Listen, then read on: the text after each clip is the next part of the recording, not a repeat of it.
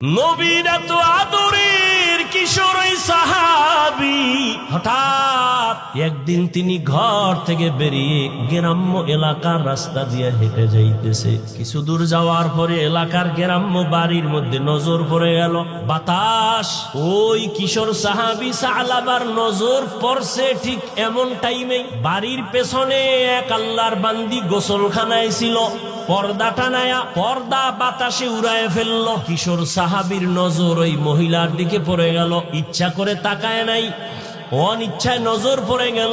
ওদিকে বাতাসে পর্দা উঠায় দিল। মহিলা যে গোসলখানায় আছে, কিশোর সাহাবীর নজর পড়ে গেল। দেয় নাই। নজর পড়ে যাওয়া আর নজর দেওয়া এক না। সালাবা নামের কিশোর কত ছোট, নজরটা পড়ে গেছে। মুহূর্তে সেকেন্ডের মধ্যে বিদ্যুতের আকারে নজর ফিরায় নিল। কিন্তু নজর তো জীবনেও পড়ে নাই, হঠাৎ পড়ে গেল। এটা তো গুনাহ হবে না ইসলামী শরিয়া আইনে। কিন্তু এই কিশোর সাহাবী নবীজির এত আদরের, অন্তরে ভয়, নিজেরে বুঝাইতেছে কি হইল। আরে যে জীবনে অন্যায় করেই না, তার সামান্য একটু অন্যায় হইল বিশাল বড়। এমন ভাবে ভয় লাগছে অন্তরের মধ্যে, ভাবতেছে নবীর কাছে কেমনে যায়। নবীকে যদি জিব্রাইল এসে জানায় দেয়, নবী আপনি কারে আদর করেন, ওই সালাবা তো বেগানার নজর লাগাইছে। সালাবার অন্তরে এমন পরিমাণ ভয়, আমি আমার নবীর সামনে কেমনে চেহারাটা দেখাবো, লজ্জা।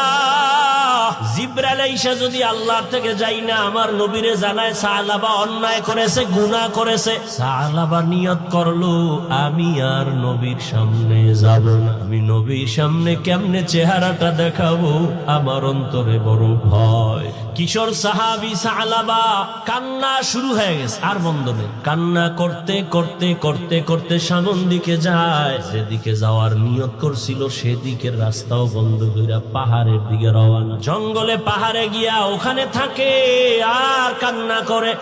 গাছের পাতা সিরা সিরা চাবায় আর পেটের ক্ষুধা নিবারণ করে। নবীর কাছে যাব না, লজ্জায় কেমনে চেহারা দেখাবো, আমি তো বড় গুনাহ করে ফেলেছি। একদিন দুদিন তিন দিন এক মাস হয়ে গেছে, সালাবার খবর নাই।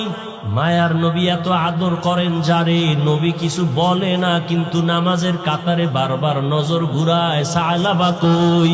এক মাস যখন হয়ে গেল, নবী কয় ও ওমর আমার সালাবারে দেখি না, কোথায়? কয় কোথায় গেছে আমরাও দেখি না। নবী কয় ওমর তোমারে দায়িত্ব দিলাম, যাও আমার সালাবারে খুঁজে নিয়ে আসো। সালাবা তো পাহাড়ের চূড়ায় উঠে সারা রাত কান্না করে আল্লাহ মাফ করে দেয়।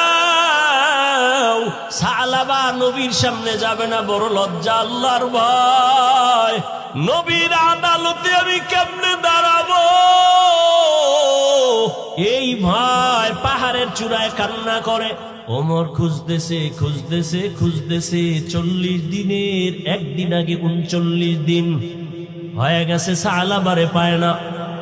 39 দিন সন্ধ্যার আগে ওমর ঘুরতে ঘুরতে সেই পাহাড়ের কিনারায় যায়, দেখে কিছু রাখাল মাঠে বকরি চড়ায়।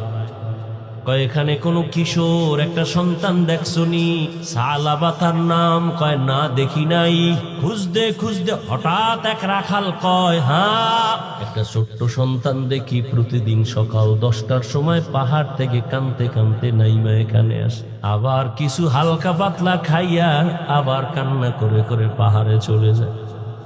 প্রতিদিন আসে? কাহা? ওমর কয় তাহলে পাহাড়ে কই খুঁজবই, রাতের বেলা এখানে বসি, কালকে তো আসবেই। কাহা আসবে? কয় বসি। ওমরে ফারুক আরো কয়েকজন সাহাবা ওখানে বসলেন।